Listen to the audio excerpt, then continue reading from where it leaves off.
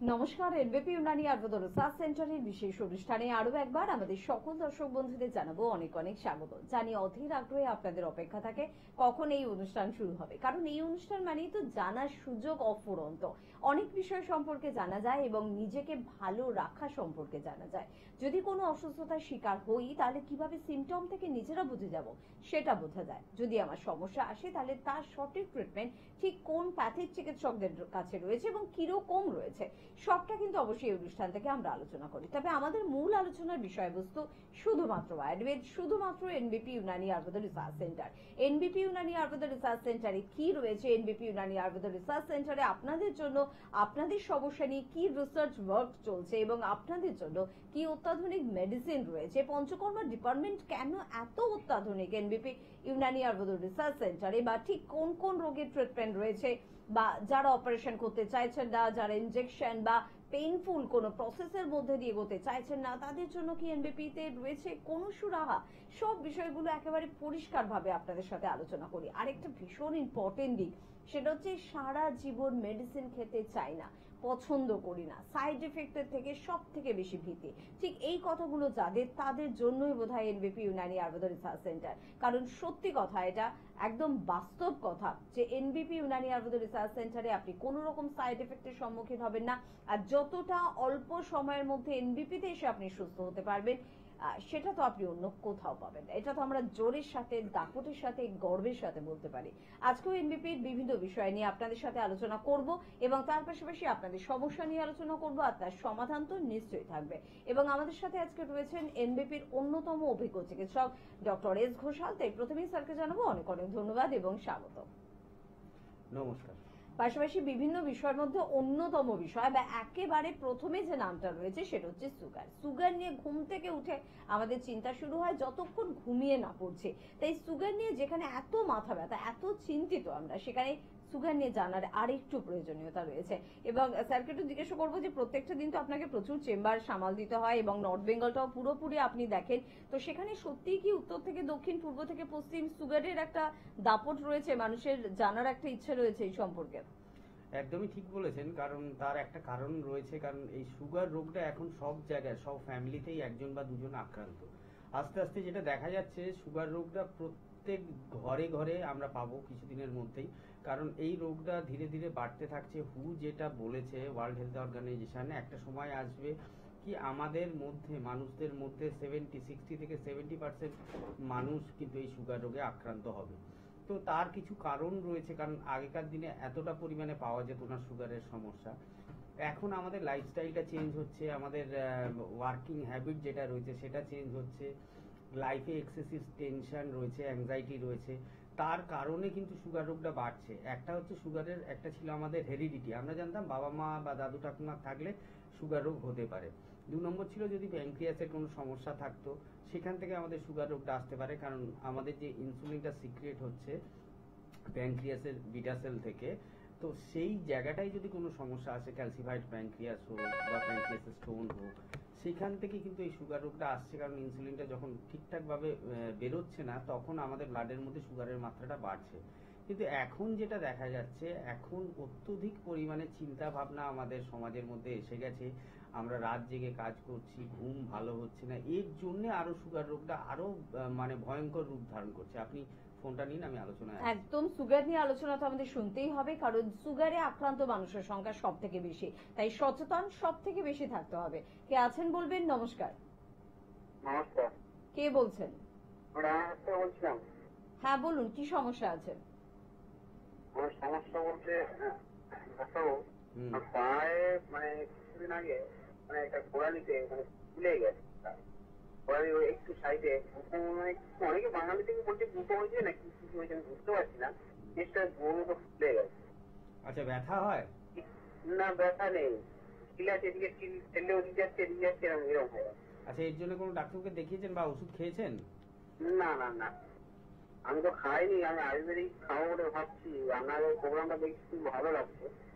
তো আমাদের চেম্বার গুলো এখানে দেখতে পাচ্ছি, উপরন্ত ম্যাডাম তো বলে দিচ্ছেন, কিন্তু কিভাবে কি হবে, জিনিসটা ঠিক হবে কি? একদমই ঠিক হবে। আপনার বাড়ি কোথায় বললেন? রানাঘাটে?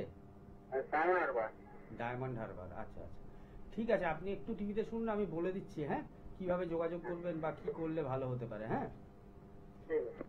তো ওনার যে সমস্যাটা বললেন, আপনি যে সমস্যাটা আমায় বললেন, এটা অনেকেরই হয়। এটা নিয়ে ভয় পাওয়া বা ঘাবড়ে যাওয়ার কোনো কারণ নেই। এর ট্রিটমেন্ট আয়ুর্বেদের রয়েছে। এবং আপনি ডায়মন্ড হারবার থেকে ফোন করছেন, আমাদের প্রত্যেক বৃহস্পতিবার আমতলায় চেম্বার থাকে। প্রত্যেক বৃহস্পতিবার আমতলায় চেম্বারে থাকেন আমাদের সিএমডি ডক্টর বি শর্মা। এছাড়াও অন্যান্য ডাক্তারবাবুরা থাকেন আমতলা চেম্বারে। তো আপনি দেখুন নিচে দুটো হেল্পলাইন নাম্বার যাচ্ছে, একটা লাস্টে 27 আছে, একটা লাস্টে 37 আছে। যে কোনো একটা নাম্বার নোট করে নিয়ে একটু আপনার সময় মতো, যেটা আপনার সময় সুবিধা হবে, কারণ প্রত্যেক বৃহস্পতিবারই আমতলা চেম্বারে আমাদের পাবেন। তো একটু সময় মতো আমাদের সাথে যোগাযোগ করে নিন। কিছুদিন ট্রিটমেন্ট করালেই জিনিসটা একদম ঠিক হয়ে যাবে। অবশ্যই, যে বিষয়ে আমরা ছিলাম আবার হ্যাঁ। একটু শুনবো সুগার নিয়ে। তো সুগারের যে মেন প্রবলেমটা হচ্ছে, সুগারটা এত বেড়ে যাচ্ছে কেন? আমি যে জায়গাটায় বলছিলাম কি অ্যাংজাইটি হোক, টেনশন হোক, বা যে আমার ওয়ার্কলোড হোক, বা আমাদের রাত্রে ঘুম হচ্ছে না, অত্যধিক দুশ্চিন্তা, এখান থেকে আমাদের এই রোগটা কিন্তু প্রবণতা অনেক বেড়ে যাচ্ছে। এই রোগটার প্রবণতা যখন বাড়ছে, রোগটা আমাদের যখন শরীরে থাকছে, এই রোগটা কিন্তু আমাদের শরীরে বিভিন্ন অর্গানকে কিন্তু একদম খারাপ করে দেয়, যেটার জন্য এই সুগারকে আমরা সাইলেন্ট কিলার বলি। আমরা বুঝতে পারছি না, হয়তো আমরা ওষুধ খাচ্ছি, আমরা ভালো হওয়ার জন্য চেষ্টা করছি, ডাক্তারবাবুকে দেখাচ্ছি, ডাক্তারবাবু যেরকম বলছেন সেটা মেনে চলছি, তারপরেও দেখা যাচ্ছে কি আমাদের সুগার লেভেলটা নর্মাল হচ্ছে না। ওষুধ খাওয়ার পরও দেখা যাচ্ছে 220, 230 ফাস্টিংয়ে থাকছে, বা পিপিতে থাকছে 300-র উপরে বা 250-র উপরে। কিছুতেই কিছু বোঝা যাচ্ছে না। ইনসুলিন নিতে বলছেন ডাক্তাররা, ইনসুলিন নিচ্ছি ডাক্তারদের কথা শুনে, তারপরেও দেখা যাচ্ছে কোনো সুগার রোগ কন্ট্রোল হচ্ছে না। তো সেই জায়গাটায় কিন্তু আয়ুর্বেদ আপনাকে সাহায্য করবে। সেই জায়গাটায় সুগার রোগকে কন্ট্রোল করতে কিন্তু আয়ুর্বেদ পারবে এবং নির্মূল করতে পারবে। কারণ আমাদের শরীরে যদি সুগার রোগটা থাকে, এর জন্য বিভিন্ন ধরনের কমপ্লেন আসে, যেটাকে আমরা সাইলেন্ট কিলার বলছি সুগারকে। কারণ সুগার আমাদের কিডনিকে ক্ষতি করছে, চোখকে ক্ষতি করছে। আমি আলোচনায় আসছি, আপনি ফোন একদম একদম। তবে কে আছেন দেখবো। নমস্কার, বলুন হ্যাঁ, নমস্কার। কে বলছেন? হ্যাঁ, আমি বর্ধমান থেকে বলছি। বর্ধমান থেকে বলছেন, বলুন কি সমস্যা আছে? হ্যাঁ, সমস্যা হচ্ছে মানে আমার খিদে লাগে না, এবং মানে মুক্ত হয়ে যায় সবসময় দেখি, মুখ মানে যা কিছু খেলে মানে মুক্ত হয়ে যায়। আচ্ছা, বয়স কত এখন? 37 বছর। 37। এটা কতদিন ধরে লক্ষ্য করছেন? 5 মাস মতো হবে। 5 বছর? 5 মাস। 5 মাস। খাওয়া দাওয়ার সময় মতো হয়? না, ঠিক টাইম পাই না। তেল ঝাল মশলা বেশি খান? হ্যাঁ হ্যাঁ হ্যাঁ। আচ্ছা, বাইরের খাবার কি খেতে হয় না বাড়ি থেকে রান্না করে খান? বাইরে থেকেও খাই, বাড়ি খাওয়াও খাই। আচ্ছা, পায়খানা পরিষ্কার হচ্ছে? না, সেরকম ক্লিয়ার হয় না। আচ্ছা, ঠিক আছে, আপনি শুনতে থাকুন, আমি বলে দিচ্ছি কি করলে ভালো হয়। তো এনার যে কমপ্লেনটা বললেন, কি খিদে হচ্ছে না, মুখ টক হয়ে যাচ্ছে, পায়খানা পরিষ্কার হচ্ছে না, এগুলো একটা ওনার সমস্যাটা জিইআরডি রয়েছে, সঙ্গে আয়ুর্বেদে যেটাকে বলা হয় ঊর্ধ্ব আম্লপিত্ত, বা আমাদের যখন অগ্নি বলটা আমাদের শরীরে কমে যাচ্ছে। জিইআরডি মানে হচ্ছে গ্যাস্ট্রোএসোফেজিয়াল রিফ্লেক্স ডিসঅর্ডার, যাতে কি হয় চুঁয়া ঢেকুর দেয়। অনেকেই কমপ্লেন করে কি আমার চুঁয়া ঢেকুর দিচ্ছে, গলা বুক জ্বলছে, মুখটা টক টক লাগছে, খিদের ইচ্ছে নেই। কেন এটা? আপনাকে প্রথম করতে হবে, যাদের এই ধরনের সমস্যা আছে, আপনাকেও বলছি এবং যারা আজকে প্রোগ্রামটা দেখছে তাদের জন্য বলছি, যারা দেখছেন এই সমস্যাটা আসছে, প্রথমত একটা খাওয়ার টাইম টেবিল ঠিক করুন। সকালে একটা নির্দিষ্ট সময় খাবার খান, দুপুরে একটা নির্দিষ্ট সময় খাবার খান, সন্ধ্যেবেলা আবার টিফিন করুন, রাত্রিবেলা খাবার খান। তো তার পাশাপাশি তেল ঝাল মশলা পরিমাণ কমাতে হবে, কারণ এইটাই যত বাড়তে থাকবে দিনের সংখ্যা, আজকে 5 মাস বললেন, 1 বছর হবে, 2 বছর হবে, তখন জিনিসটা অন্য ধরনের সমস্যায় চলে আসবে। তখন গ্যাস্ট্রাইটিস হয়ে যাবে, ইসোফেজিয়াল আলসার থাকতে পারে, গ্যাস্ট্রিক আলসার থাকতে পারে, বা অ্যান্ট্রাল গ্যাস্ট্রাইটিস হয়ে যেতে পারে, অন্য সমস্যাগুলো তখন চলে আসবে। এখন হচ্ছে শুরুয়াত হচ্ছে, সবে চালু হচ্ছে জিনিসগুলো। তো এই ধরনের যাদের ক্ষেত্রে হচ্ছে, তারা তেল ঝাল মশলা কম খান, গরম খাবার খাবেন না। চা অনেকের খাওয়ার অভ্যেস থাকে, চা খাওয়ার অভ্যেস থাকলে সেই চা খাওয়ার অভ্যেসটা কমিয়ে দিন, কারণ যখনই আমাদের খিদে পায়, আমরা যখন চাটা খেয়ে নিই, আমাদের খিদেটা মরে যায়। তো এই যে কারণটা, কারণ একটা নির্দিষ্ট সময় আমাদের খাওয়ার ইচ্ছেটা জাগে, যে দুপুরবেলায় এবার ভাত খেতে ইচ্ছে করছে বা রুটি খেতে ইচ্ছে করছে, এটা একটা বায়োলজিক্যাল ক্লক। এটাকে যখনই আমরা ব্রেক করব, যে নির্দিষ্ট সময় যখন আমার খিদে পাচ্ছে, আমি খেলাম না, চা খেয়ে নিলাম বা কিছু খেলাম না, পেট খালি রাখলাম, তখনই এই সমস্যাগুলো দেখা যাবে। তেল ঝাল মশলা কম খেতে হবে, খাবারটা সময় মতো করতে হবে, গরম খাবার খাবেন না, ঠান্ডার মধ্যে কোল্ড ড্রিঙ্কস আইসক্রিম খাবেন না, এগুলো একটু মেনটেন করে চলুন আপনি।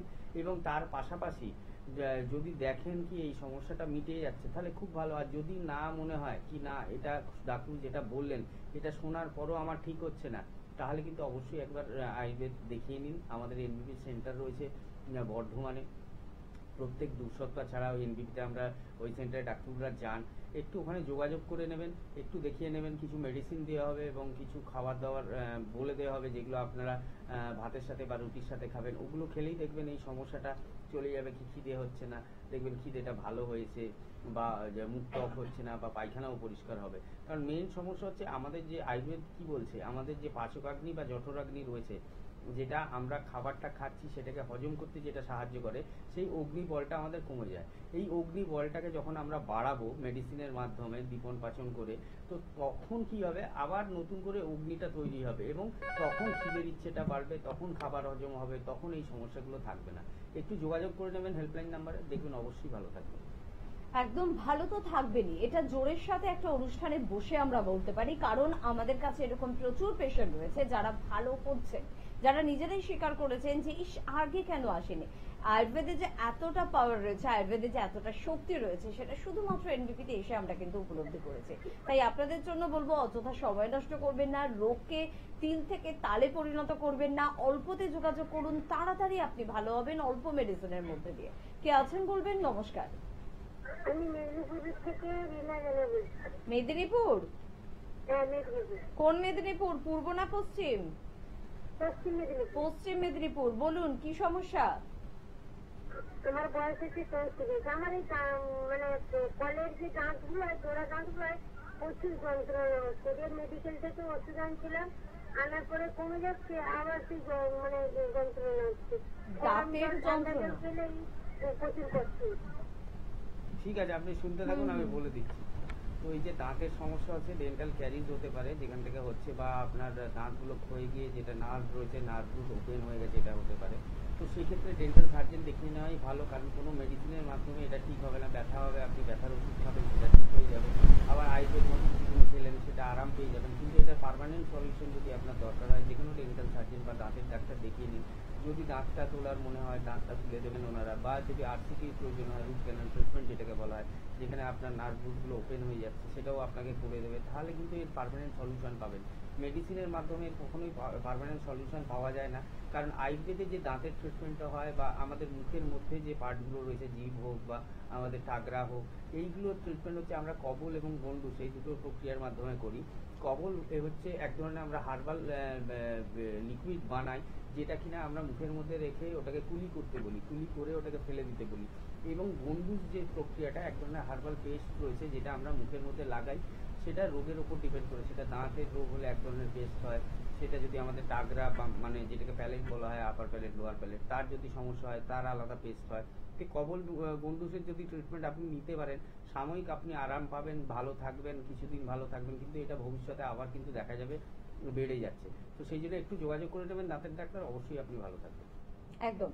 তো ভালো তো থাকার উপায় রয়েছে এনবিপি ইউনানি আয়ুর্বেদ রিসার্চ সেন্টারে। ফোন নাম্বার কি আপনি নোট করেছেন? স্ক্রিনে কিন্তু যাচ্ছে ফোন নাম্বার 9830235527 বা 37। নাম্বার দুটো কিন্তু নোট করতে হবে, ফোন করতে হবে, আপনার বাড়ির কাছাকাছি কোথায় চেম্বার রয়েছে জানতে হবে এবং যোগাযোগ করতে হবে। সুগার বা ডায়াবেটিস বা সাইলেন্ট কিলার যে নামই জানি না কেন, এই রোগ কিন্তু এখন ঘরে ঘরে সমস্যা। এমন কোনো পরিবার আপনি এখনো পর্যন্ত খুঁজে পাবেন না যে পরিবারে কারো সুগার বা ডায়াবেটিসের সমস্যা নেই। একটু অসচেতন হলেই আপনার সুগার লেভেল কিন্তু টুক করে বেড়ে যাচ্ছে। তো কি করবেন আপনি, সেই বিষয়টা নিয়ে ডাক্তারবাবুর সাথে আমরা আলোচনা করছি এবং অনেকগুলো দিক আমরা শুনছি। আবার একটু শুনবো। একদমই, কারণ আমি যে জায়গাটায় ছিলাম, যে সুগার দীর্ঘদিন ধরে আনকন্ট্রোল যদি থাকে, ওষুধ খাওয়ার পরেও, ইনসুলিন নেওয়ার পরেও, সেখানে আমাদের কি সমস্যা চলে আসছে, আমাদের কিডনির সমস্যা হচ্ছে, যেটাকে ডায়াবেটিক নেফ্রোপ্যাথি বলা হচ্ছে। সেখানে কি দেখা যাচ্ছে, আমাদের কিডনির যে জিএফআরটা রয়েছে, গ্লোমেরুলার ফিল্ট্রেশন রেট যেটাকে বলা হয়, গ্লোমেরুলাস যেটা কিডনির ছাঁকনি, যেটা আমাদের ভালো জিনিসটাকে শরীরের মধ্যে রাখে এবং খারাপ জিনিসটাকে ছেঁকে বাইরে বের করে দেয়, সেই ছাঁকনিটা যখন খারাপ হতে থাকছে, তখন আমাদের শরীরের মধ্যে ইউরিয়া ক্রিয়েটিনিনের পরিমাণ বাড়ছে, এবং যখন বাড়ছে সেটা ব্লাডে গিয়ে ব্লাডের মাত্রায় ইউরিয়া ক্রিয়েটিনিন তখন ধীরে ধীরে বাড়তে থাকছে। এবার এই যে ইউরিয়া ক্রিয়েটিনিন বাড়ছে, ইউরিয়া ক্রিয়েটিনিন যখনই বাড়বে, বোথ সাইড দেখা যাবে আমাদের হিমোগ্লোবিনটা ড্রপ করছে, মানে রক্তের পরিমাণটা কমে যাচ্ছে শরীরে, এবং ইউরিক অ্যাসিড বা আমাদের কোলেস্ট্রল ট্রাইগ্লিসারাইডের পরিমাণটা বাড়তে থাকে। তো আপনাকে যদি এই ধরনের কিডনির সমস্যা থেকে বাঁচতে হয়, কারণ 70 থেকে 80% পেশেন্ট যারা কিডনির সমস্যায় ভুগছেন, যাদের সিকেডি বলা হচ্ছে, ক্রনিক কিডনি ডিজিজ, বা যাদের ক্ষেত্রে ডায়ালিসিসের অবস্থায় এসে গেছে, ডায়ালিসিস ডাক্তাররা সাজেস্ট করে দিয়েছে, তাদের 70 থেকে 80% পেশেন্টের ক্ষেত্রে দেখা যাচ্ছে সুগার কিন্তু পজিটিভ। তো সুগারকে এই জন্যই খুব খারাপ রোগ বলা হচ্ছে, কি সুগার থাকে যেমন আমাদের কিডনিকে খারাপ করছে, সেরকম নার্ভকে খারাপ করে দিচ্ছে, যেটাকে ডায়াবেটিক নিউরোপ্যাথি বলা হচ্ছে। কি দেখবেন সুগার পেশেন্টদের কমপ্লেন থাকে কি ডাক্তারবাবু আমার হাতের তলায় জ্বালা করছে, বা পায়ের তলায় ভারী ভাব লাগছে, বা পায়ের তলায় মনে হচ্ছে কিছু হেঁটে যাচ্ছে, বা পায়ের তলায় কিছু ফুটছে মনে হচ্ছে, জুতোতে পা ঢোকাতে অসুবিধে হচ্ছে। অনেকের ক্ষেত্রে যখন অ্যাডভান্স স্টেজ হয়ে যায় ডায়াবেটিক নিউরোপ্যাথির, অনেকে হাঁটতে অসুবিধা হয়, ঠিকঠাকভাবে প্রপারলি হাঁটতে পারেন না।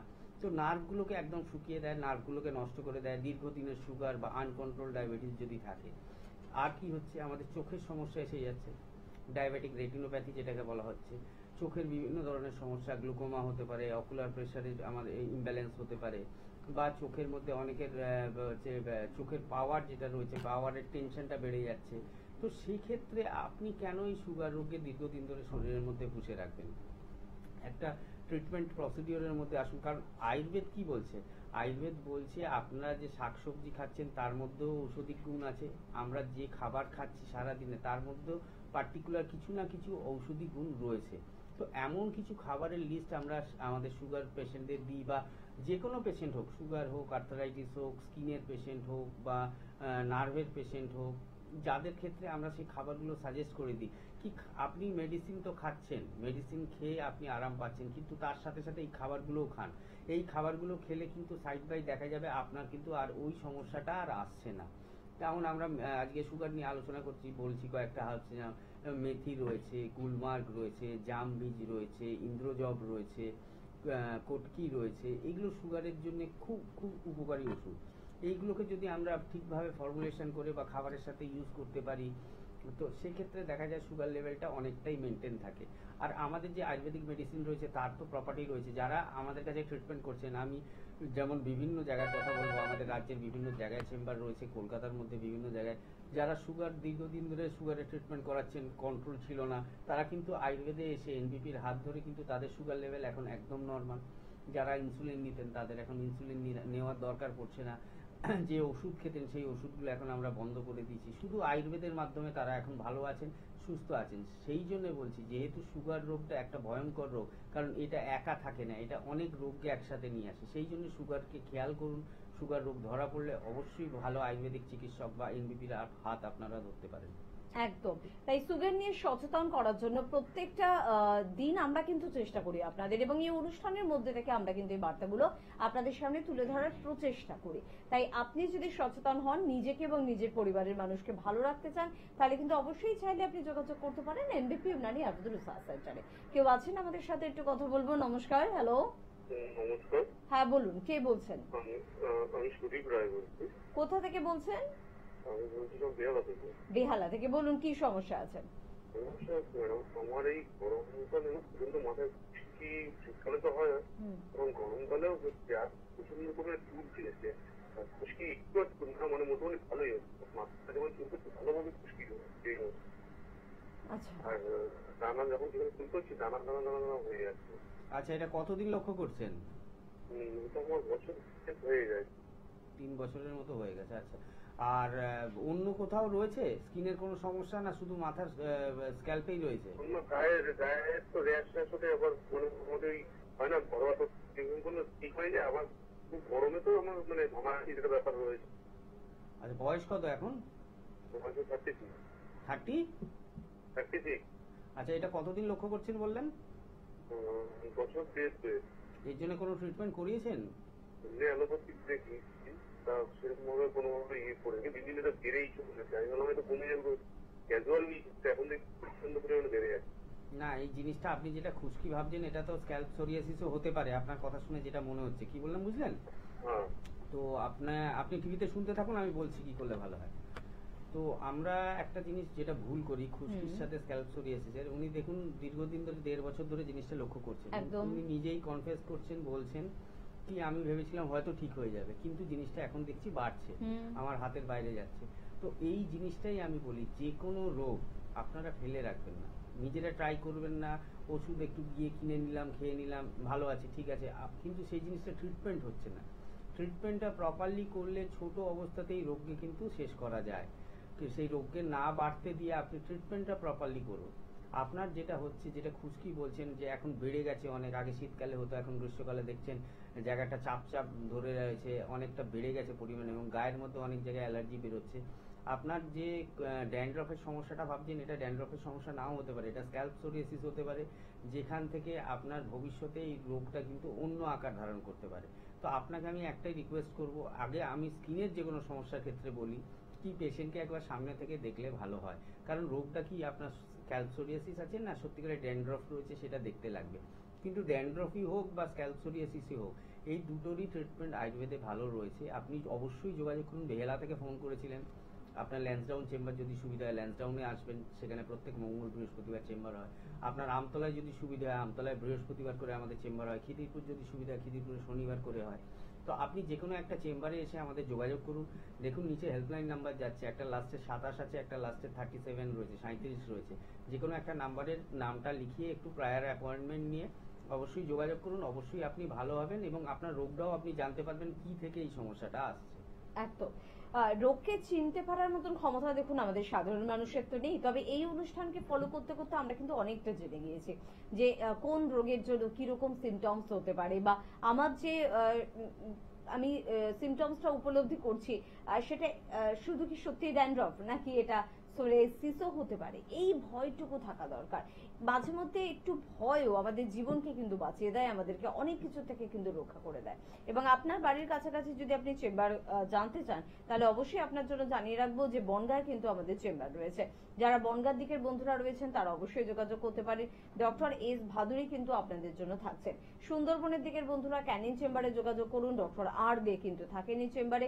এছাড়া আপনাদের জন্য চেম্বার রয়েছে বর্ধমানে, ডক্টর এস ভাদুরীকে আপনারা পাচ্ছেন, মালদায় ডক্টর এস ঘোষালকে পাচ্ছেন, খড়গপুরে আমাদের চেম্বার রয়েছে, পেয়ে যাচ্ছেন অবশ্যই কিন্তু ডক্টর বি শর্মাকে, পেয়ে যাচ্ছেন কৃষ্ণনগরে ডক্টর এ হালদারকে, কোচবিহার আমাদের চেম্বার রয়েছে, পেয়ে যাচ্ছেন ডক্টর এস ঘোষালকে, পেয়ে যাচ্ছেন আগরতলা অর্থাৎ ত্রিপুরার বন্ধুরা ডক্টর বি শর্মাকে।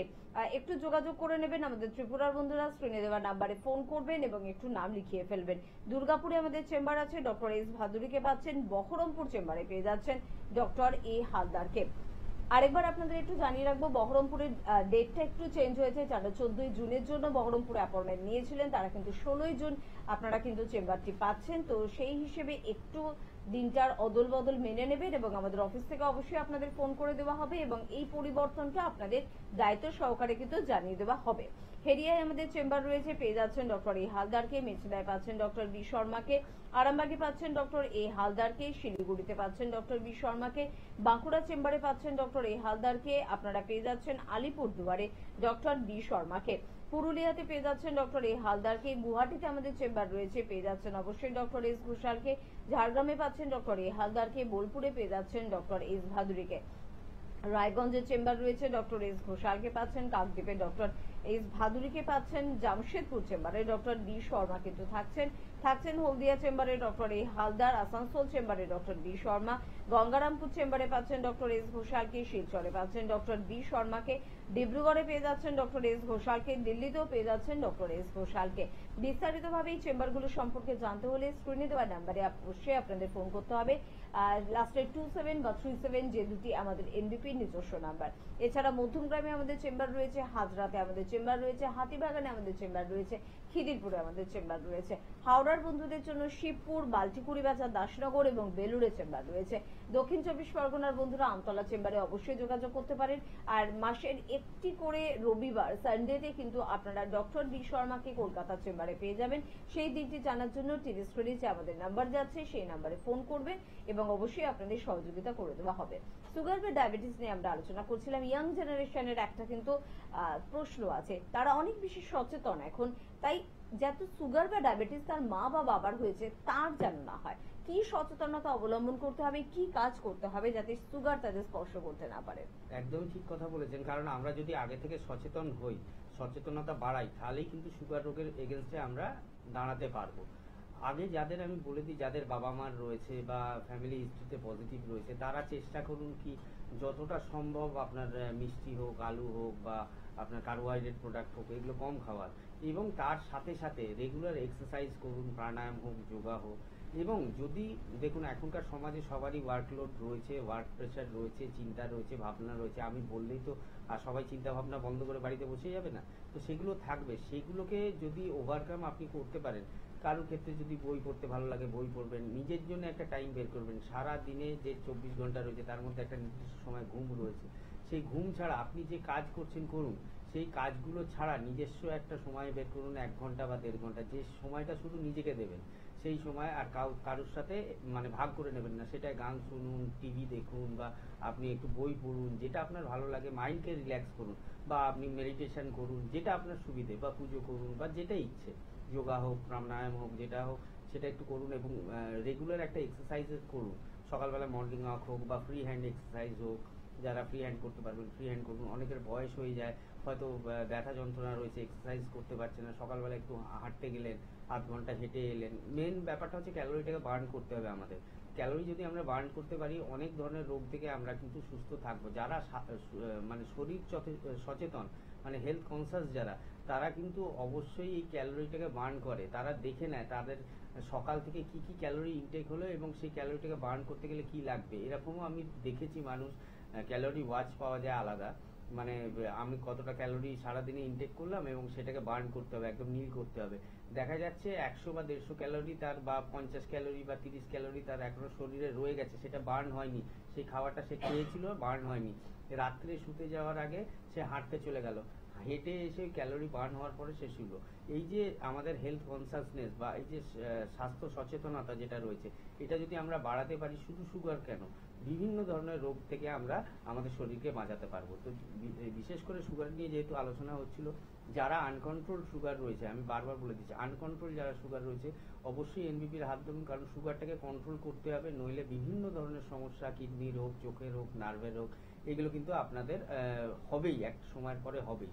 তো নিজের উপরে খেয়াল রাখুন, আয়ুর্বেদের হাত ধরুন, অবশ্যই ভালো থাকবেন। একদম, নিজেকে ভালো রাখাটা কিন্তু একটা দারুণ নেশা, এবং এই নেশায় যদি আপনি মত্ত হতে পারেন তাহলে দেখবেন এর থেকে সুন্দর আর কিছু হতে পারে না।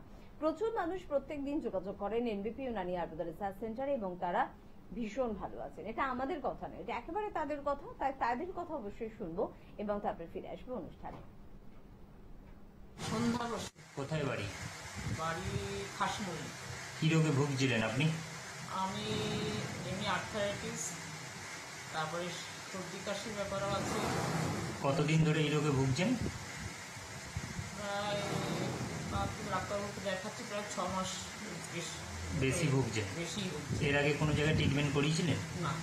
ট্রিটমেন্ট করেননি, সরাসরি আপনি বি শর্মার কাছে আসেন। হ্যাঁ, ওনার ট্রিটমেন্টে আপনি এখন কেমন আছেন? ওনার ট্রিটমেন্টে ভালোই আছে, মানে খুবই ভালো আছেন? খুবই ভালো। হ্যাঁ, তার মানে এনবিপি ইউনানিয়ান আয়ুর্বেদ রিসার্চ সেন্টারে ট্রিটমেন্ট করে আপনি এখন অনেকটা সুস্থ এবং খুশি, তাই তো? হ্যাঁ, অনেক খুশিও আছে। হ্যাঁ, ওনার ট্রিটমেন্ট। আপনার নাম? বিপ্লব বিশ্বাস। কোথায় বাড়ি? ওয়ার্ডে। কি সমস্যা আপনার? আমার ডায়াবেটিসের সমস্যা। কতদিন ধরে ভুগছেন? আমি 23 বছর। আচ্ছা, এনবিপি ইউনানিয়ান আয়ুর্বেদ রিসার্চ সেন্টারে কদিন চিকিৎসা করছেন আপনি? এই 2 মাস হয়েছে। আচ্ছা, এখন আপনি কেমন আছেন? এখন আমি ভালো আছি। আপনি কি এখন ইনসুলিন control নিতেন? আছে। আমি আগে ইনসুলিন নিতাম, এখন নিতে হচ্ছে ইনসুলিন? এখন নিচ্ছি না ইনসুলিন।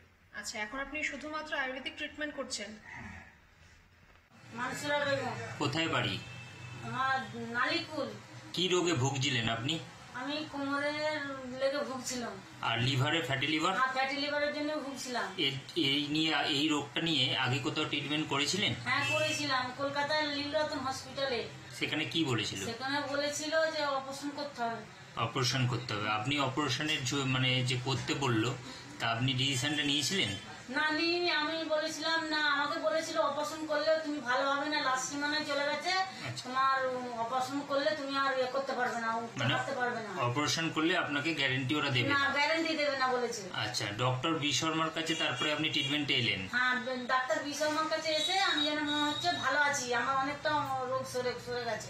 আচ্ছা, মানে আগের থেকে আপনি এখন অনেক ভালো আছেন? অনেক বেটার আছি, ভালো আছি। তার মানে এনবিপি ইউনানিয়ান আয়ুর্বেদ রিসার্চ সেন্টারে ট্রিটমেন্ট করে এখন আপনি অনেকটাই সুস্থ? সুস্থ আছি। হ্যাঁ। আপনার নাম? আমার নাম বিভাস নস্কর। কোথায় বাড়ি আপনার? আমার জগদীশপুর, হাওড়া। কি হয়েছিল আপনার? আমার সুগার, হাতের যন্ত্রণা, কোমরের ব্যথা এইসব। আচ্ছা, এবং সুগারটা এখন পুরো কতদিন ধরে সুগারে ভুগছেন? 18 থেকে 20 বছর। 18 থেকে 20 বছর। এর আগে কোথায় ট্রিটমেন্ট করিয়েছেন? পিজিতে করেছি এবং মেডিকেলে করেছি। আচ্ছা, এই রোগটার কোনো সুরাহা পেয়েছিলেন? হালকা হালকা মানে ওষুধ খেলে ভালো থাকতেন আবার? ভালো হতো, আবার আচ্ছা, ডক্টর বি শর্মা ট্রিটমেন্টে আপনি কতদিন রয়েছেন? এখন প্রায় 2 মাসের উপর। 2 মাসে। এখন আপনি সুগারটা কিরাম আছেন? সুগারটা চলে গেছে। সুগার আপনার কমপ্লিট কিওর আছে, তাই তো? আপনার নাম? ভারতী পাল, কোথায় বাড়ি আপনার? বাঁকড়া বৃষ্টিপাল। কি হয়েছিল আপনার? আমার হাঁটুতে ব্যথা। রোগটার নাম কি ছিল? অস্টিওআর্থ্রাইটিস। এই অস্টিওআর্থ্রাইটিস নিয়ে কোথাও চিকিৎসা আগে করেছিলেন? এমনি অ্যালোপ্যাথি চিকিৎসা অনেক করিয়েছি। কতদিন ধরে ভুগছিলেন? যতদিন হচ্ছে ততদিনই ভুগি। মানে অ্যালোপ্যাথিকে ট্রিটমেন্ট করিয়েছিলেন আপনি? সুস্থ হয়েছিলেন? না, সুস্থ হয়ে গেলে আচ্ছা, ডক্টর বি শর্মার কাছে ট্রিটমেন্টে আপনি কতদিন রয়েছেন? 15 দিন হবে। 15 দিন। 15 দিনে এখন আপনি কেমন আছেন? এখন আমি অনেকটা ভালো আছি। অনেকটাই ভালো আছেন তো? নমস্কার, এনবিপি ইউনানি আয়ুর্বেদ রিসার্চ সেন্টারের বিশেষ অনুষ্ঠানে আমাদের সকল দর্শক বন্ধুদের আরো একবার জানাবো অনেক অনেক স্বাগত। আর আপনারা জানেন এই অনুষ্ঠান মানে বিভিন্ন গুরুত্বপূর্ণ বিষয় নিয়ে আলোচনা করি। গুরুত্বপূর্ণ বিষয় মানেই অসুস্থতা। একজন চিকিৎসকের কাছে অসুস্থতা ছাড়া আর কি প্রশ্ন আপনার থাকবে? তো যেখানে অসুস্থতা নিয়ে আপনাদের প্রশ্ন থাকে, উত্তর আমাদের সুস্থতার থাকে। কিন্তু কিভাবে আপনাকে আমরা সুস্থ করতে পারবো, চট জলদি আপনাকে আমরা সুস্থ করতে পারবো। অনেক রকমের সমস্যা আমাদের রয়েছে। দেখুন, সর্দি, কাশি, জ্বর প্রতিনিয়ত আমাদের লেগে থাকে।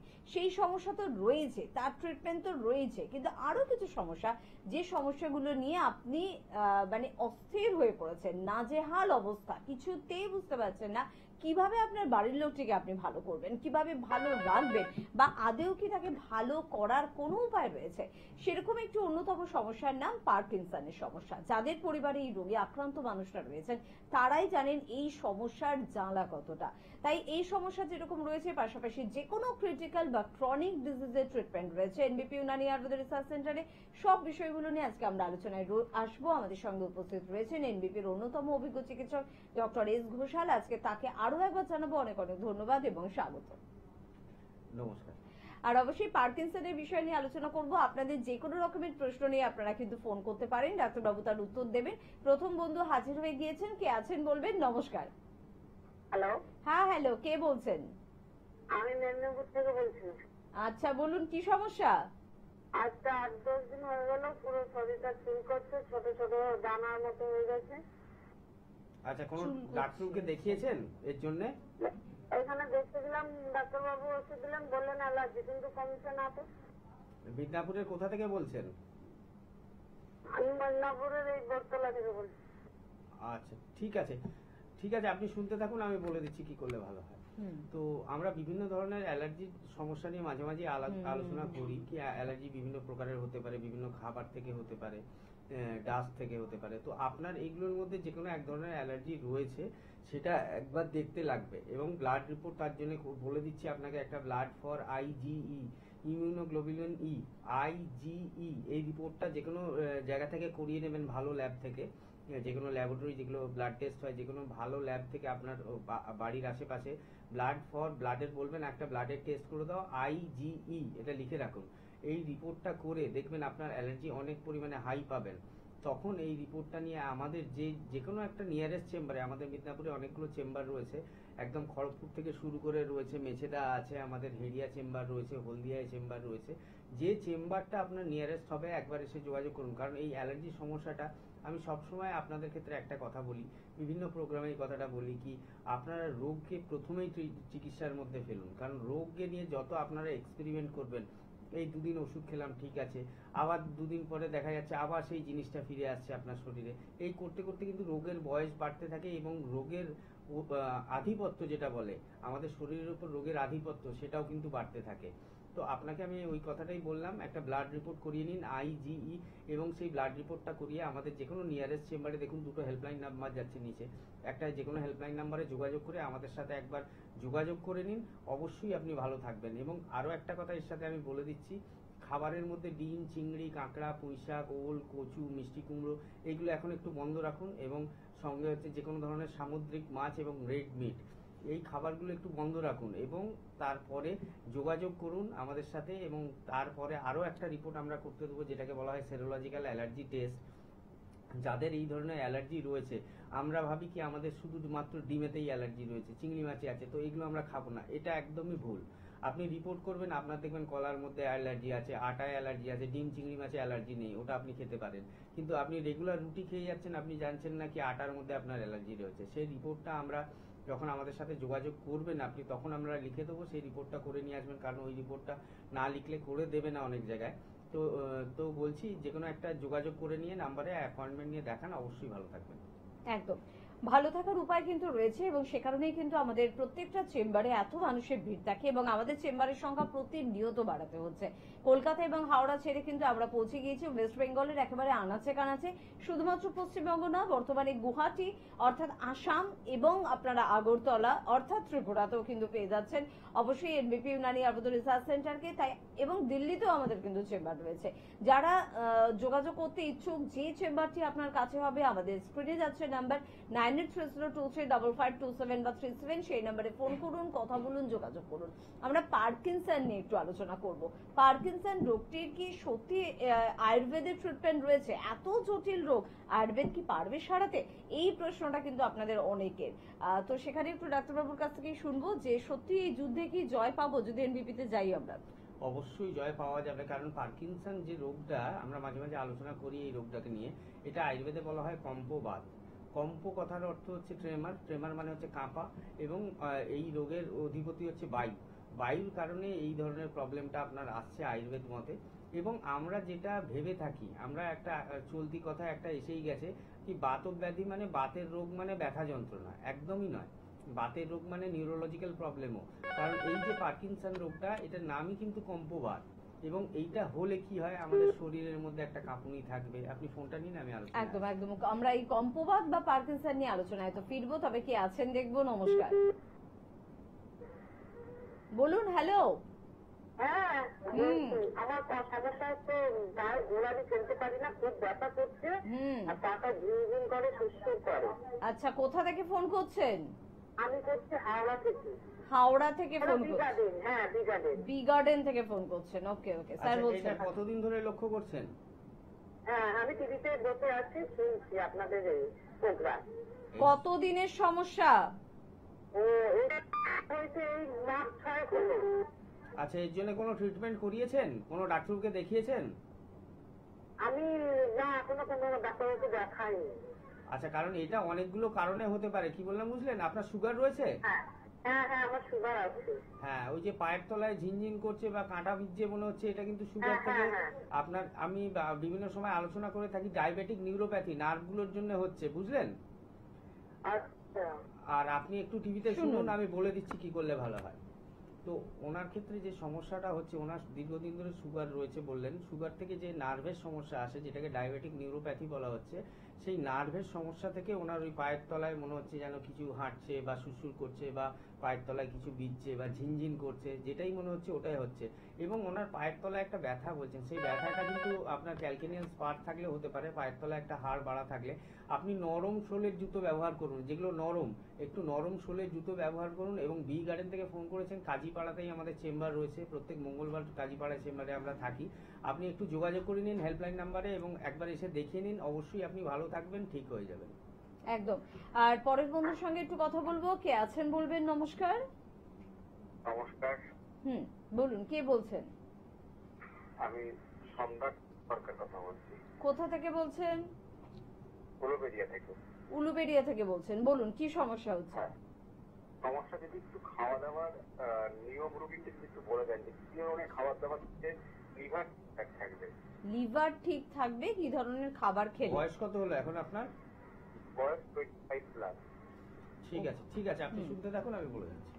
তো লিভার ভালো রাখার জন্য আমাকে মেন যে কথাটা বলতে হবে, তেল ঝাল মশলা কম খাবেন, স্পাইসি ফুড বা রাস্তার খাবার যেগুলো স্ট্রিট ফুড রয়েছে সেগুলোকে কম খেতে হবে, যতটা সম্ভব বাড়ির খাবার খাবেন, সাদা খাবার, তেল ঝাল মশলা কম দিয়ে খাবার, বেশি রিচ খাবার খাবেন না। হ্যাঁ, আমরা খাবো, হয়তো মাসে একবার খাবো বা মাসে দুবার খাবো, রেগুলার যদি রিচ খাবার খান তাহলে সেটা লিভারের উপর চাপ পড়বে, বা তেল ঝাল মশলা বেশি খান সেটা লিভারের উপর চাপ পড়বে।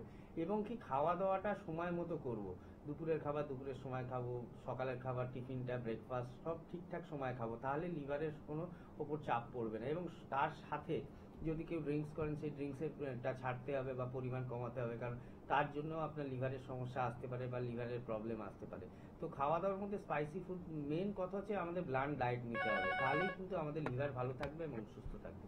একদম। আর এই ধরনের প্রশ্ন না আমরা পেতে চাই যে কিভাবে আমি লিভারকে ভালো রাখবো, কিডনির সমস্যা থেকে কিভাবে নিজেকে বাঁচাতে পারবো, সুগার যাতে আবার না হয় তার জন্য কি করতে পারবো, অল্প বয়সে অস্থির সমস্যাকে কিভাবে এড়াতে পারবো, এই ধরনের প্রশ্ন করুন না। তাহলেই কিন্তু আমরা বুঝতে পারি যে আমাদের অনুষ্ঠানের দায় দায়িত্ব বাড়ছে, আমাদের অনুষ্ঠান করার একটা যে প্রয়াসটা, আমাদের ইচ্ছেটা, সেটা কিন্তু অনেকটা বেশি বৃদ্ধি পাচ্ছে, যে আপনারা সচেতন হচ্ছেন। তাই সচেতনতা বাড়ান। রোগ হয়ে গেছে, চলতে পারছি না, হাঁটতে পারছি না, তার জন্য তো প্রশ্ন থাকবে। হয়নি, কোনো সমস্যা নেই, কিন্তু ভালো থাকতে চাই, এই প্রশ্নটা খুব জরুরি। কে আছেন বলবেন? নমস্কার। হ্যাঁ নমস্কার, আমরা আপনার থেকে বলছিলাম। হ্যাঁ বলুন, কি সমস্যা আছে? সমস্যা বলতে আমার বয়স 30 বছর বয়স। সমস্যা বলতে আমি যখন বসছি পাটা মুড়ে, তারপরে যখন উঠে দাঁড়াতে পারি এরকম করে। আর একবার পরিষ্কার ভাবে বলুন, কথাটা কেটে কেটে যাচ্ছে। পাটা মুড়লে উঠে দাঁড়াতে কষ্ট হয়, সেটা কি দুটো পাই হয়? হ্যাঁ দুটো পায়ে। মুড়ে বসলে উঠতে কষ্ট হয়। বয়স কত এখন? 32। 32। কতদিন ধরে হচ্ছে এটা? হ্যাঁ 15 দিন ধরে দেখছি। আচ্ছা, ভারী কাজ করতে হয়? ভারী কাজ বলতে দেখো না, অফিসে কাজ করতে হয়, অনেক বসে কাজ করতে হয়। আচ্ছা, অনেকক্ষণ বসে থাকতে হয়। ঠিক আছে, আপনি শুনতে থাকুন, আমি বলে দিচ্ছি। তো এই যে আমাদের হাঁটুর সমস্যা, মেনলি এই যে পা বসে থাকছে, উঠতে অসুবিধা হচ্ছে, এটা মেনলি হাঁটুর জন্য হচ্ছে। যারা দীর্ঘক্ষণ বসে থাকে বা অ্যাথলিট হয়, যারা খুব বেশি দৌড়াদৌড়ি বা খেলাধুলার মধ্যে রয়েছেন, তাদের ক্ষেত্রে এই ধরনের সমস্যাটা আসে। তো আপনি দীর্ঘক্ষণ বসে কখনো কাজ করবেন না, একটুখানি উঠলেন, একটু ঘুরে এলেন, তারপরে আবার এসে বসলেন। কারণ এই যে বসে থাকছেন, আজকে বসে উঠতে কষ্ট হচ্ছে, দুদিন পর দেখবেন এখানে আপনার নার্ভের সমস্যাও চলে এসছে, দেখবেন কোমর থেকে পায়ের দিকে ব্যথা যাচ্ছে, নার্ভ কম্প্রেশন হয়ে যাবে দীর্ঘক্ষণ ধরে বসে কাজ করলে, লাম্বার স্পন্ডলাইটিস হতে পারে। তো এখন থেকে সচেতন থাকতে হবে। বয়সটা এমন কিছু মনে হলো না, কম বয়স, হ্যাঁ কম বয়স, তো এই জিনিসটা ধীরে ধীরে কিন্তু বাড়তে থাকবে। একটু নিয়মটা মেনে চলুন, দেখুন যেটা বললাম, কি বেশিক্ষণ বসে কাজ করবেন না বা দীর্ঘক্ষণ বসে থাকবেন না, কোথাও একটু হেঁটে আসবেন, তারপরে আবার আসবেন, তো তাহলেই দেখবেন এই সমস্যাগুলো ধীরে ধীরে কমবে। এবং তারপরেও যদি মনে হয় কি হ্যাঁ সমস্যাটা রয়ে যাচ্ছে বা যাচ্ছে না বা এই সমস্যাটা থাকছে, তাহলে একবার নিয়ারেস্ট যে কোনো একটা আমাদের চেম্বারে এনবিপি যোগাযোগ করবেন, অবশ্যই ভালো থাকবেন। একদম। কে আছেন একটু দেখে নেবো। নমস্কার। হ্যালো। হ্যাঁ বলুন, কে বলছেন? শুনতে পাচ্ছেন? হ্যালো। বাবা কথা বলছেন না। হ্যালো। টিভির আওয়াজটা জোরে, এটাই তো মুশকিল হচ্ছে। আস্তে করুন, মিউট করুন টিভির ভলিউম। হ্যালো। হ্যাঁ বলুন বলুন বলুন, কি সমস্যা?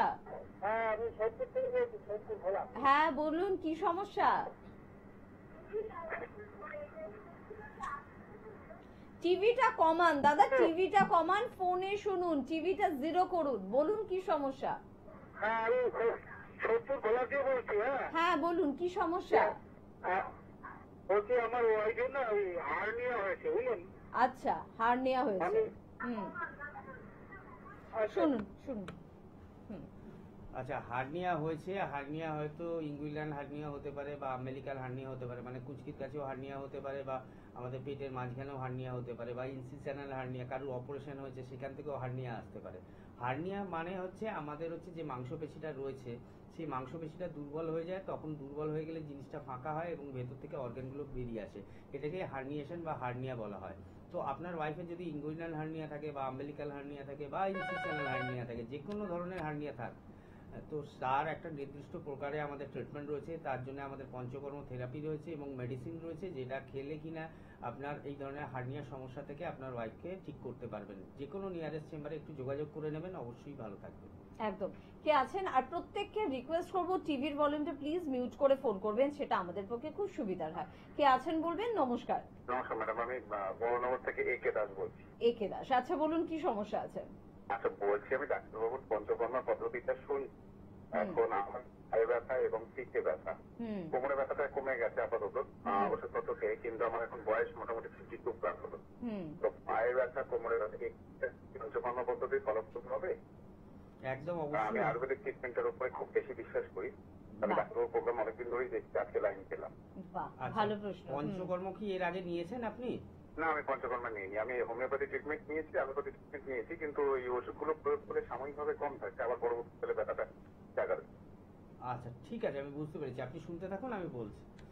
তো ওনার ক্ষেত্রে যেটা সমস্যা হচ্ছে, ওনার ব্যথার সমস্যা রয়েছে। তো হাঁটু ব্যথা বা কোমর ব্যথা, যে কোনো ব্যথাই হোক না কেন, পঞ্চকর্ম থেরাপি একটা ভালো রোল প্লে করে। কারণ আমাদের যদি আমরা এখন গুগল সার্চ করলে সমস্ত কিছু পেয়ে যাব। পঞ্চকর্ম হচ্ছে আমাদের একটা ট্র্যাডিশনাল থেরাপি, যেটা কিনা আজ থেকে বহুদিন পূর্বে বলা রয়েছে। এবং সেই পঞ্চকর্ম থেরাপির মধ্যে মেন 5টা, যেটাকে পঞ্চকর্ম বলা হচ্ছে, 5টা কর্ম রয়েছে: বমন, বিরেচন, বস্তি, শিরবিরেচন, নস্য। এছাড়াও পূর্বকর্মের মধ্যে স্নেহন রয়েছে, সেদন রয়েছে, দীপন রয়েছে, পাচন রয়েছে। এবং পঞ্চকর্মটা হয়ে যাওয়ার পরে এক ধরনের কর্ম রয়েছে, সেটাকে পশ্চাৎ কর্ম বলে। তার মধ্যে 5টা স্টেপ রয়েছে: পেয়, বিলেপি, কৃতজুষ, অকৃতজুষ, মণ্ড। তো এই টোটাল যে 3টে স্টেজ, এই 3টে স্টেজ যদি আপনি ঠিকঠাকভাবে ফলো করতে পারেন বা থেরাপিটা ভালো জায়গা থেকে নিতে পারেন, কারণ আমরা আজকে বলতে পারবো কি এনবিপি ওয়ান অফ দেম, যেখানে তাদের বেস্ট পঞ্চকর্ম থেরাপিস্ট রয়েছে, পঞ্চকর্মের ডাক্তার রয়েছে। তো আপনি অবশ্যই যোগাযোগ করতে পারেন। যেগুলো নিয়ারেস্ট আপনার চেম্বার হবে, সোদপুর, ভোলা থেকে, সোদপুর থেকে বলছিলেন বললেন, তাহলে মধ্যমগ্রাম চেম্বারটা আপনার কাছে হবে। একবার অবশ্যই পঞ্চকর্ম থেরাপিটা নিয়ে নিন, দেখবেন হাঁটু এবং কোমরের সমস্যা থেকে অনেক আরাম পাবেন, অনেক ভালো থাকবেন। একদম। তবে পরপর দেখুন আপনাদের প্রশ্ন, আপনাদের সমস্যা এবং সেই সমস্যার সমাধান জানার ইচ্ছা। তবে আলোচনা অবশ্যই করতে হবে যে পার্কিনসন নিয়ে আমরা আলোচনা শুরু করেছিলাম ডাক্তারবাবু, আরেকটু শুনবো। হ্যাঁ, পার্কিনসন যে রোগটা, সেটা হচ্ছে আমাদের কি হয়, পার্কিনসনের কয়েকটা আমি লক্ষণ বলি। যারা হয়তো ডায়াগনোসিস হয়ে গেছেন, যারা জানেন আমার পার্কিনসন রোগ রয়েছে, তারা তো বুঝেই যাবেন কি পার্কিনসন হলে কি হতে পারে। কিন্তু যারা জানেন না কি পার্কিনসন রোগ হলে কি কি হতে পারে, স্পেশালি আমি তাদের ক্ষেত্রে বলবো কি পার্কিনসন যখন শুরু হবে, দেখবেন হাত পা কাঁপবে, কাপ ধরতে গেলে হাতটা কেঁপে গেল বা ধরতে পারছেন না, সাইনটা প্রপারলি করতে পারছেন না, বা হাঁটা চলা করতে অসুবিধে হচ্ছে, গায়ের মধ্যে একটা কাঁপুনি ভাব আসছে, বা মাংসপেশি যেগুলো রয়েছে সেগুলো একটু রিজিড হয়ে যাচ্ছে, শক্ত হয়ে যাচ্ছে, হাঁটা যেটা রয়েছে নর্মাল থাকছে না, যেরকম আমরা স্টেপ ফেলে এগোই, শর্ট স্টেপ হয়ে যাচ্ছে, ছোট ছোট স্টেপ হয়ে যাচ্ছে, এই সমস্যাগুলো। এবং তার সাথে ডিমেনশিয়ার প্রবলেম আসবে, স্মৃতিভ্রম হবে, ভুলে যাবেন এটা কোথায় রাখলাম ভুলে গেলাম, ওটা কোথায় রাখলাম ভুলে গেলাম। ডিমেনশিয়া একটা আলাদা রোগ, পার্কিনসন একটা আলাদা রোগ। কিন্তু পার্কিনসন যখন রোগটা আসছে, সেকেন্ডারি কমপ্লেন হিসেবে কিন্তু ডিমেনশিয়া এসে যাচ্ছে। যেমন সুগার থেকে ডায়াবেটিক নিউরোপ্যাথি, নার্ভের সমস্যা, সেরকম পার্কিনসন একটা রোগ, পার্কিনসন থেকে ডিমেনশিয়ার প্রবলেম এসে যাচ্ছে। কারণ পার্কিনসন রোগটা হচ্ছে ব্রেন রিলেটেড। তো ব্রেন রিলেটেড যখনই সমস্যা হবে, তার একটা স্মৃতিভ্রম হওয়ার সম্ভাবনা থাকে। তো আমি আলোচনায় আসছি, আরো কথা বলছি, ফোনটা একদম একদম। তার আগে একটু দেখে নেবো কে আছেন আমাদের সাথে, বলুন। নমস্কার। হ্যালো। হ্যাঁ হ্যালো, কে বলছেন? হ্যাঁ, আমি নদিয়া থেকে বলছি। আমার নাম সুমনা দাস। আচ্ছা, কি সমস্যা আছে? কার সমস্যা? সমস্যা হচ্ছে মানে আমার বাবার আর কি। বয়স কত বাবার? পুরো খুব পরিশ্রম করে তো। হ্যাঁ। তাই কোনো রকম এনার্জি ড্রিঙ্কস কিছু আছে কি আছে বলুন? মানে এনার্জি কোনো ওষুধ? আচ্ছা, এনার্জির কোনো ওষুধ আছে? বাবার বয়স কত এখন? 55। 55। হ্যাঁ, এনার্জির ওষুধ রয়েছে আয়ুর্বেদে, এটাকে ওজশক্তি বলা হয়। তো দেখো নিচে দুটো হেল্পলাইন নাম্বার যাচ্ছে, 9830235527 আর 37, বুঝতে পারলে? হ্যালো হ্যালো, হয়তো লাইনটা কেটে গেছে। তো দেখো নিচে দুটো হেল্পলাইন নাম্বার যাচ্ছে, 9830235527 আর 37।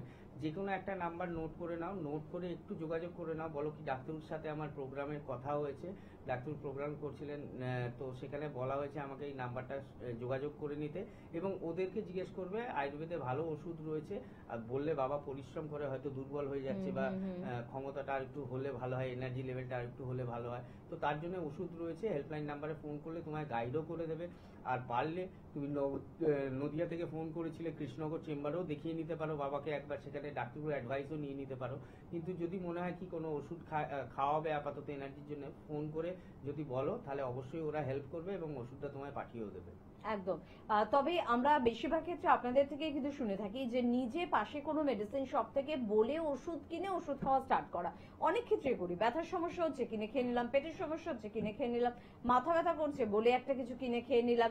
তো এই বলে বলে ট্রিটমেন্ট, মানে ডক্টর না দেখিয়ে বলে ওষুধ খাওয়ার প্রবণতাটা বোধহয় মোটেও ভালো নয়, তাই তো? একদমই নয়। কারণ ওর বাবা কেন, অন্যান্যদের ক্ষেত্রেও কোনো একটা কারণ বজায় থাকলে তবে সেই রোগটা আসবে তার শরীরে। আজকে শারীরিক দুর্বলতা হচ্ছে ওনার বাবার, বা এরকম অনেক পেশেন্টই রয়েছে, তো সেটা কিসের জন্য হচ্ছে? ওনার কি এনার্জি লেভেলটা কিসের জন্য ফল করছে? এক্সেসিভ কাজ করার জন্য, বা আপনার সোয়েটিং হচ্ছে, ঘাম দিচ্ছে, ঘামের সাথে সোডিয়াম, পটাশিয়াম, ইলেকট্রোলাইটস এগুলো বেরিয়ে যাচ্ছে, তো তার জন্য হচ্ছে না অন্য কোনো রোগ ওনার শরীরে রয়েছে যার থেকে এই সমস্যাটা আসছে?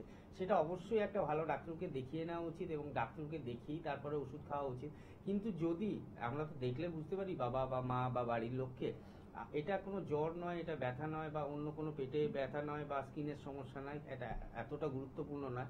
যদি প্রেশার, সুগার, থাইরয়েড, কোলেস্ট্রল না থাকে তোমার বাবার, তাহলে অবশ্যই তুমি ফোন করে জিজ্ঞেস করলে তোমায় হেল্প করবে। আর যদি মনে হয় কি এই সমস্যাগুলো আছে, তারপরে এই সমস্যাটা দেখা যাচ্ছে বাবার, তাহলে আমার মনে হয় কি একবার ডাক্তারকে দেখিয়ে নাও। আমি বলেও দিলাম কি নদিয়ায় আমাদের চেম্বার, নদিয়া থেকে ফোন করেছিলে, কৃষ্ণনগর চেম্বার রয়েছে আমাদের। হেল্পলাইন নাম্বারে ফোন করলে সমস্ত ব্যাপারে হেল্প করবে এবং প্রত্যেকটা পেশেন্টের ক্ষেত্রেই বলবো, বা প্রত্যেক যাদের এরকম কোয়ারি রয়েছে তাদের ক্ষেত্রে বলবো, অবশ্যই ডাক্তারবাবুকে দেখিয়ে ওষুধ খাওয়াটা একদম 100% ঠিক। নিজে এক্সপেরিমেন্ট করলে ভুল হতেও পারে, আবার অনেক ক্ষেত্রে আমাদের ঠিকও হয়ে যায়, কিন্তু ঠিক হয় বলে যে আমি এটা করব এটা নয়। যদি ভুল হয়ে যায় সেই ভুলটা কিন্তু সারা জীবন আপনাকে বয়ে নিয়ে বেড়াতে হবে। একদম।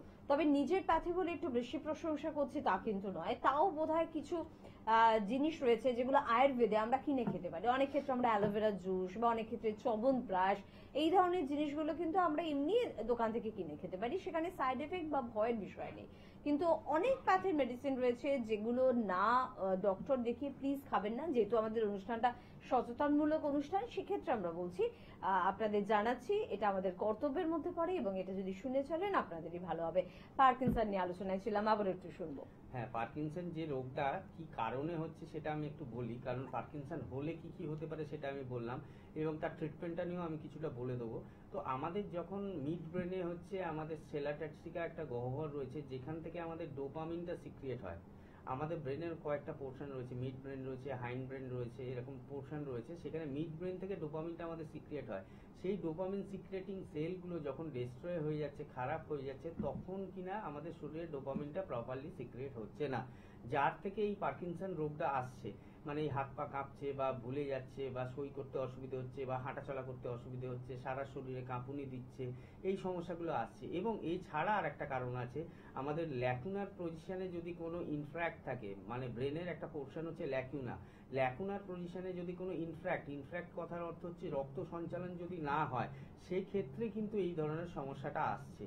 তো সেখানে ব্লাড সাপ্লাইটা কমে যাচ্ছে, ব্লাড সাপ্লাইটা কমে গেলে সেই আমরা যেমন একটা গাছে জল দিই, গাছটা যেরকম প্রাণবন্ত হয় বা ফুল ফল হয়, তো সেরকম আমি যদি গাছে জল দেওয়াটা বন্ধ করি গাছটা শুকিয়ে যাবে আস্তে আস্তে। সেরকমই ব্রেন এতটা সেন্সিটিভ, ব্রেনের কোষগুলো এতটা সেন্সিটিভ, সেখানে যদি রক্ত সঞ্চালনটা না হয় সেখানে কিন্তু আপনার ব্রেনের যে ফাংশনটা রয়েছে সেই পার্টিকুলার জায়গায় সেটা কিন্তু নষ্ট হবে। সেই ল্যাকুনার পজিশনে ইনফ্যাক্ট যদি থাকে এই ধরনের পার্কিনসন রোগ হতে পারে।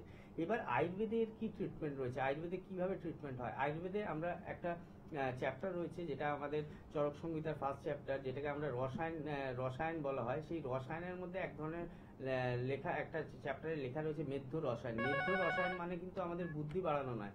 আমরা জানি ব্রাহ্মী খাওয়ালে বা শঙ্খপুষ্পী খাওয়ালে আমাদের বাচ্চাদের বুদ্ধি বাড়বে বা ইন্টেলিজেন্সি বাড়বে, একদমই না। ব্রাহ্মী, শঙ্খপুষ্পী হচ্ছে মেধ্য রসায়নের মধ্যে ওয়ান অফ দেম। 4টে মেধ্য রসায়ন রয়েছে, একটা ব্রাহ্মী, একটা শঙ্খপুষ্পী, একটা জটামাংসী, একটা হচ্ছে মন্ডুকপর্ণী। এই 4টে ব্রেনের উপরে ফাংশন করে। ব্রেনের উপরে ফাংশন যখন হবে তখন তার কোষগুলো উজ্জীবিত হবে এবং সেলগুলো ভালো হবে এবং তার ফাংশনটা ভালো থাকবে। যখন এই সেলগুলো আস্তে আস্তে ডিস্ট্রয় হবে তখন এই ধরনের মেদ্য রসায়ন প্রয়োগ করে সেগুলোকে এনহ্যান্স করা যায় এবং সেখান থেকে আমাদের কিন্তু এই পার্কিনসন রোগটাকে ঠিক করা সম্ভব হয়। একদম। যিনি আছেন তিনি সঙ্গে থাকবেন। আমি একটু চট করে একটু বলে রাখবো একটু চেম্বারগুলোর কথা।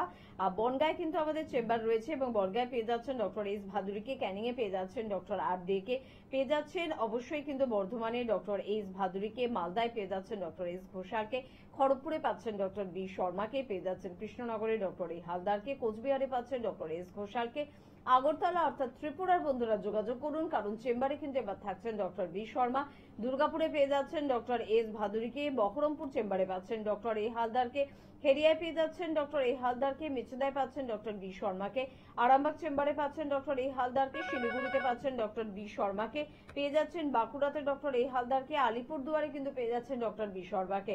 অর্থাৎ শিলিগুড়ি এবং আলিপুরদুয়ার চেম্বারে এবারে কিন্তু থাকছেন ডক্টর বি শর্মা। টিভি স্ক্রিনে দেওয়া নাম্বারে ফোন করে অ্যাপয়েন্টমেন্ট নিতেই হবে। তার পাশাপাশি পুরুলিয়ায় পাচ্ছেন ডক্টর এ হালদারকে, গুয়াহাটিতে পাচ্ছেন ডক্টর এস ঘোষালকে, ঝাড়গ্রামে পাচ্ছেন ডক্টর এ হালদারকে, বোলপুরে পাচ্ছেন ডক্টর এস ভাদুরীকে, রায়গঞ্জে পেয়ে যাচ্ছেন ডক্টর এস ঘোষালকে, পেয়ে যাচ্ছেন কাকদ্বীপে ডক্টর এস ভাদুরীকে, জামশেদপুরে চেম্বার রয়েছে পেয়ে যাচ্ছেন ডক্টর বি শর্মাকে, হলদিয়ায় পেয়ে যাচ্ছেন ডক্টর এ হালদারকে, আসানসোলে পাচ্ছেন ডক্টর বি শর্মাকে, গঙ্গারামপুরে পাচ্ছেন ডক্টর এস ঘোষালকে, পেয়ে যাচ্ছেন শিলচরে ডক্টর বি শর্মাকে, ডিব্রুগড় এবং দিল্লি চেম্বারে এবারে কিন্তু সময় দিচ্ছেন ডক্টর এস ঘোষাল। টিভি স্ক্রিনে দেওয়া না একটু ফোন করে নেবেন। পাশাপাশি মধ্যমগ্রামে আমাদের চেম্বার রয়েছে, হাজরায় আমাদের চেম্বার রয়েছে, হাতিবাগানে আমাদের চেম্বার রয়েছে, খিদিরপুরে আমাদের চেম্বার রয়েছে, হাওড়ার বন্ধুরা শিবপুর, বাল্টিগুড়ি বাজার, দাসনগর এবং বেলুড়ে চেম্বার পাচ্ছেন, দক্ষিণ 24 পরগনার বন্ধুরা প্রত্যেক বৃহস্পতিবার করে আমতলা চেম্বার পাচ্ছেন, আর অবশ্যই মাসে একবার করে কলকাতায় সময় দিচ্ছেন রবিবার করে ডক্টর বি শর্মা। সেটাও জানার জন্য টিভি স্ক্রিনে দেওয়া নাম্বারে প্লিজ একটু ফোন করে নেবেন 9830235527 বা 37। কে আছেন একটু বলবেন। নমস্কার। হ্যালো হ্যালো, শুনতে পাচ্ছেন? হ্যালো, যাক মনে হয় আমরা শুনতে পাচ্ছি না। আমরা পার্কিনসন নিয়ে আলোচনা করছিলাম, একদম সময় সংক্ষিপ্ত, আমরা যেতে তার ঠিক কোন বিষয়টা শুনবো? পার্কিনসনের ট্রিটমেন্টের ব্যাপারে একটু আসি। আমি তো কিছু মেদ্য রসায়নের কথা বললাম, যেখানে ব্রেনটাকে কিভাবে আমরা ঠিক রাখতে পারবো। এই ধরনের হার্বস, মন্ডুকপর্ণি বা শঙ্খপুষ্পী বা জটাবংশী, যেটাকে ভূত জটা বলা হয়, এইগুলোর মাধ্যমে আমরা কিছু হার্বস দিয়ে মেডিসিন তৈরি করি, যেগুলো কিনা এই ধরনের আমাদের যে আমরা ভুলে যাচ্ছি যে ডিমেনশিয়ার প্রবলেম আসবে পার্কিনসনের পেশেন্টদের, সেই ধরনের ভুলে যাওয়া জিনিসটা ঠিক হবে, তার হাত পায়ের কাঁপুনি অনেক কমবে এবং তার হচ্ছে যে হাঁটা চলার সমস্যা সেগুলো কমবে। কারণ পার্কিনসনে আমরা জানি কি কিছু ওষুধ রয়েছে যেটা কিনা ডোজ বাড়তেই থাকে, কিন্তু পেশেন্টের ডিটোরিয়েশন হয়, আমরা ওষুধ খাওয়াচ্ছি, পেশেন্ট ভালো হচ্ছে না, আস্তে আস্তে খারাপের দিকেই যাচ্ছে। আয়ুর্বেদের কিন্তু পার্মানেন্ট সলিউশন রয়েছে, আয়ুর্বেদ পারবে এই ধরনের পার্কিনসন রোগকে সুস্থ করতে, এবং যেটা আমরা দীর্ঘদিন ধরে দেখে আসছি, আয়ুর্বেদের হাত ধরে বহু পার্কিনসন পেশেন্ট কিন্তু আজকে সুস্থ রয়েছেন। তো এর পাশাপাশি আমাদের পঞ্চকর্ম থেরাপিটা একটু বলে দিই। পঞ্চকর্ম থেরাপির মধ্যে যেমন রয়েছে ষষ্ঠিক শালী পিণ্ডচ্ছেদ রয়েছে, সর্বাঙ্গ ধারা রয়েছে, শিরোবস্তি রয়েছে, শিরোপিছু রয়েছে, পত্রপিণ্ড ছেদ রয়েছে, নবরা খিচিড়ি রয়েছে, যেগুলো কিন্তু এই ধরনের পার্কিনসন রোগের জন্য খুব ভালো ট্রিটমেন্ট, এবং এই ধরনের ট্রিটমেন্টগুলো যদি আপনি সঠিকভাবে করতে পারেন, এই ধরনের পার্কিনসন রোগ থেকে কিন্তু আপনি বাইরে আসতে পারবেন। একদম চট করে দেখে নেবো কে আছেন আমাদের সাথে। নমস্কার। নমস্কার ডাক্তারবাবুকে, আমি মিতা ভট্টাচার্য বলছি রাসবিহারী থেকে। রাসবিহারী থেকে, হ্যাঁ বলুন মিতা, কি প্রবলেম আছে? আমার কিছুদিন আগে একটু জ্বর মতন হয়েছিল, তো তারপর থেকে কোমর, হাতে, পায়ে প্রচন্ড ব্যথা হচ্ছে। ব্লাড রিপোর্টগুলো করিয়েছিলেন জ্বরের জন্য? ডেঙ্গু, ম্যালেরিয়া, টাইফয়েড এগুলো করিয়েছিলেন? সব রকম টেস্ট হয়েছিল ডাক্তারবাবু, কোনো কিছু ধরা পড়েনি, normal viral fever. Viral fever ছিল। বয়স কত এখন? আমার 38। ঠিক আছে, শুধু এখন গায়ে হাত পায়ে ব্যথাটা রয়ে যাচ্ছে, তাই তো? হ্যাঁ, রোজ সকালে উঠলে আমি গোড়ালি ফেলতে পারছি না, কোমর প্রচন্ড ব্যথা হচ্ছে। আচ্ছা, আপনি একটু শুনতে থাকুন, আমি বলে দিচ্ছি। আজকে একদম সময় কমের দিকে রয়েছে, হয়তো জ্বরের সাথে আপনি এটাকে কোরিলেট করছেন, কিন্তু এইটা অন্য রোগ হতে পারে। পায়ের তলা ফেলতে পারছেন না, এটা ক্যালকেনিয়ান স্পার হতে পারে। রিউমাটয়েড আর্থারাইটিসে সকালবেলার দিকে একটা মর্নিং স্টিফনেস থাকে, যেটা আমরা বারবার আলোচনায় আসি, সেই মর্নিং স্টিফনেসটা রিউমাটয়েড আর্থারাইটিসে পাওয়া যায়। তো আরো কিছু ব্লাড রিপোর্ট করাতে হবে। আপনি ব্লাড ফর, আপনি লিখে নিন তাদের blood for RA factor, anti CCP, CRP, এই তিনটে রিপোর্ট করান, আর অ্যাঙ্কেল জয়েন্টের একটা এক্সরে করান। এই রিপোর্টগুলো যদি নর্মাল থাকে তাহলে আপনি ইগনোর করুন, আর যদি এই রিপোর্টগুলো কোনো সমস্যা আসে সেক্ষেত্রে একবার রাসবিহারীতেই, আমাদের রাসবিহারীর কাছেই চেম্বার রয়েছে ল্যান্সডাউনে, তো সেখানে এসে একবার যোগাযোগ করুন, অবশ্যই এর ট্রিটমেন্ট হবে এবং আপনি সুস্থ থাকবেন। অনেকেই কিন্তু একটা প্রশ্ন করে, ডাক্তারবাবু কি বললেন আমি ভুলে গেলাম। কোনো অসুবিধা নেই, সোশ্যাল সাইটে গেলে এই অনুষ্ঠানটা আবারও আপনারা দেখতে পাবেন এবং সেখান থেকে কিন্তু নোট করে নিতে পারবেন।